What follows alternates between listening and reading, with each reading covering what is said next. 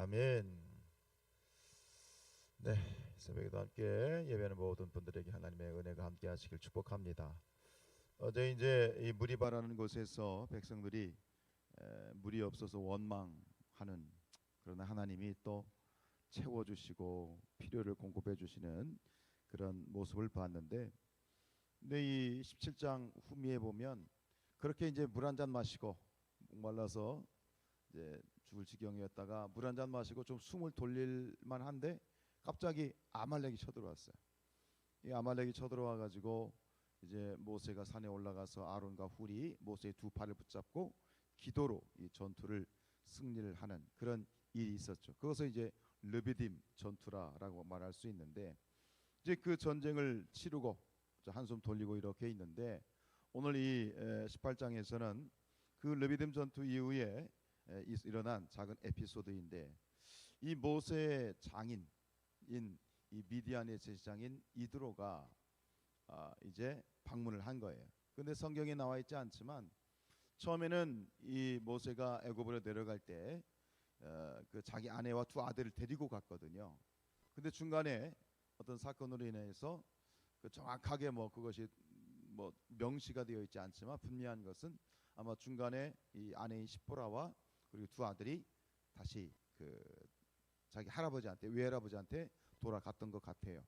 그래서 그런 상황 가운데에서 오늘 이 모든 사건들 이후에 이 이드로가 지금 벌어지는 이 이스라엘 백성에게 벌어지는 일들을 소문으로 다 듣고 있었던 거예요.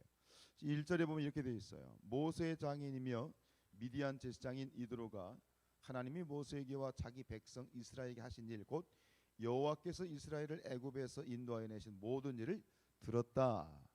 뭐 모세가 사람을 보내 가지고 이짜이짜해서 뭐 이랬다 해 가지고 소식을 전한 것도 아니고, 이 미디안에 있는 이드로뿐만 아니라 그 주변에 있던 나라들이, 그 주변에 있는 모든 나라들이 이 이스라엘에게 벌어진 일들을 다 듣고 있었던 거죠. 소문으로 듣고 있었던 거예요. 그 차에 직접 이제 이드로가 모세를 자기 이제 그 딸과 그리고 손주들을 데리고 모세를 방문해서 벌어지는 이야기입니다. 근데 이 이드로가 모세를 방문하였을 때 오늘 우리가 주목해 볼 건 뭐냐면 모세의 행동입니다. 자기 장인어른이 방문을 했을 때, 자기 처자식을 데리고 방문했을 때 모세가 가장 먼저 보인 반응이 무엇이었는가? 그것은 무엇이냐? 8절이죠. 모세가 여호와께서 이스라엘을 위하여 바로와 애굽 사람에 행하신 모든 일과 길에서 그들이 당한 모든 고난과 여호와께서 그들을 구원하신 일을 다 장인에게 말했다.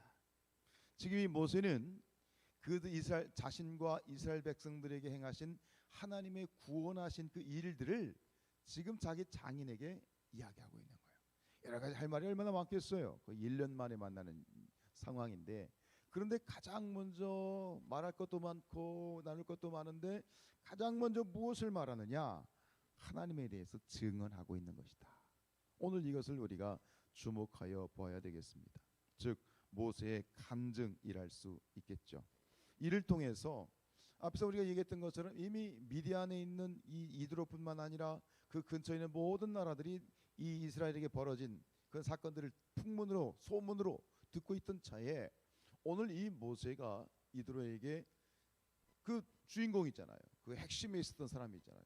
그것을 실제로 증언하고 간증할 때에 이 이드로가 그것을 소문으로만 들었던 사건을 이제 실체를 직시한 거예요.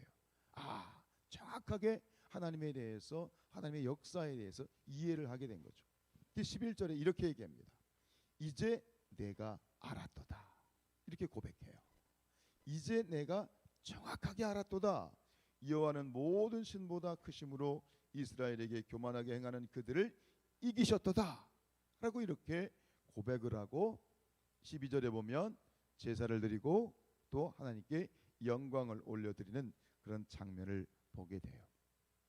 이 말씀을 통해서 우리가 받게 되는 교훈은 뭐냐면, 우리 성도들은 항상 이 구원의 기쁜 소식을 증거하는 자들이 되어야 된다. 구원의 기쁜 소식, 한마디로 말하면 굿뉴스, 복음이 있죠. 복음을 증거하는 자들, 복음을 자랑하는 자들이 되어야 된다. 마가복음 16장 15절에 또 이르시되 너희는 온 천하에 다니며 만민에게 복음을 전파하라. 사도행전 1장 8절 잘 아는 말씀이죠. 오직 성령이 너희에게 임하시면 너희가 권능을 받고 예루살렘과 온 유대와 사마리아와 땅 끝까지 이르러 이 증인이 되라라고 말씀하셨어요. 근데 이 두 절 말씀에서 온 천하에 혹은 땅 끝에 복음을 증거하라. 여러분, 온 천하는 어디인가요? 그리고 땅 끝은 어디일까요? 뭐 저기 저 비행기 타고 해외에 나가야 온 천하인가요? 뭐 어떤 사람들 땅 끝을 그렇게 얘기합니다. 어떤 분들은 땅 끝을 북한이라고 얘기하기도 하고, 어떤 분들은 땅 끝을 거꾸로 예루살렘이 땅 끝이다. 이게 예루살렘에서 복음이 들어왔으니까 돌아가면 다시 땅 끝이 예루살렘이다. 뭐 이런 식으로 얘기하는 분들이 있어요. 근데 저는 저 개인적으로 이 부분을 이렇게 저는 얘기하고 싶어요. 땅 끝은 어디냐? 지금 내가 서 있는 곳이 땅 끝이야. 지금 내가 서서 복음을 증거하는 그곳이 온 천하야. 저는 이렇게 말씀을 드리고 싶어요.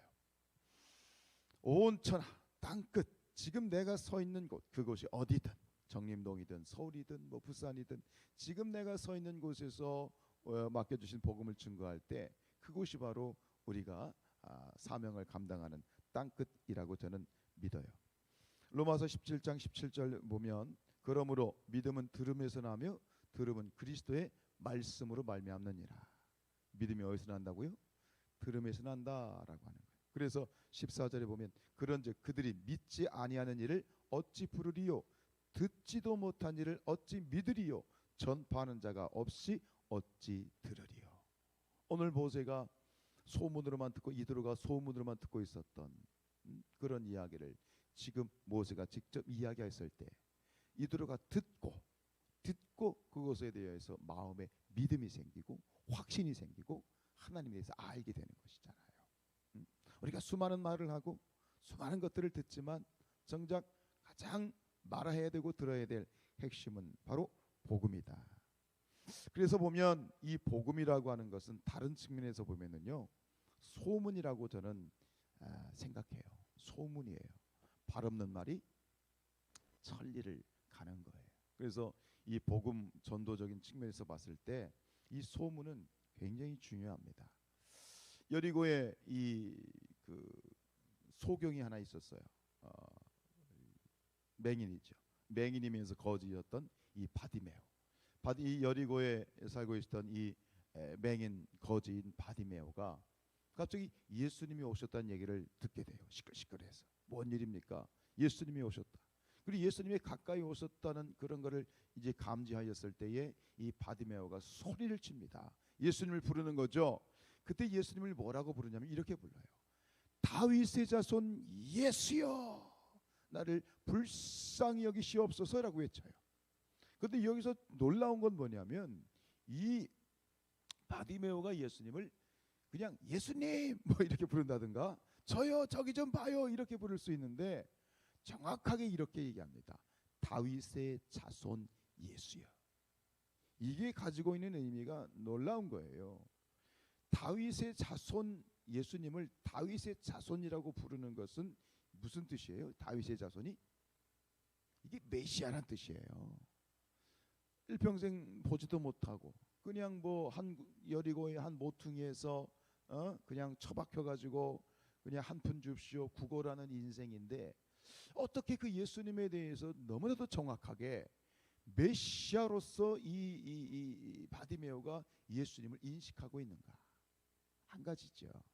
그에게 들려왔던 눈이 안 보이니 이 그 감각이 귀에 아마 많이 강화되었을 것이고 그로 인하여서 그 예수님의 듣는 이야기들을 이 바디메오가 종합을 하여서 결국 예수님이 그렇구나, 메시아구나, 구원자구나, 그리스도구나 이렇게 그가 이제 정리해서 이미지를 가지고 있었던 것이죠. 결국 소문이에요. 소문을 들은 거예요. 또 돌아다니는 그런 소문들을 귀담아 들었을 때 그것을 통해서 결국 그가 복음에 대해서 예수님에 대해서 정확한 그러한 지식을 가지고 있었던 것이죠. 복음 전도에 있어서 이 소문은 매우 중요합니다. 그리고 그 소문은 또한 이 교회에 대한 소문, 복음에 대한 소문, 예수님에 대한 소문. 세상 사람들이 예수님 모르지 않죠? 다 알죠? 그죠? 하나님 모르는 사람 없어요. 교회 모르는 사람 없어요. 근데 정확하게 알아야 돼.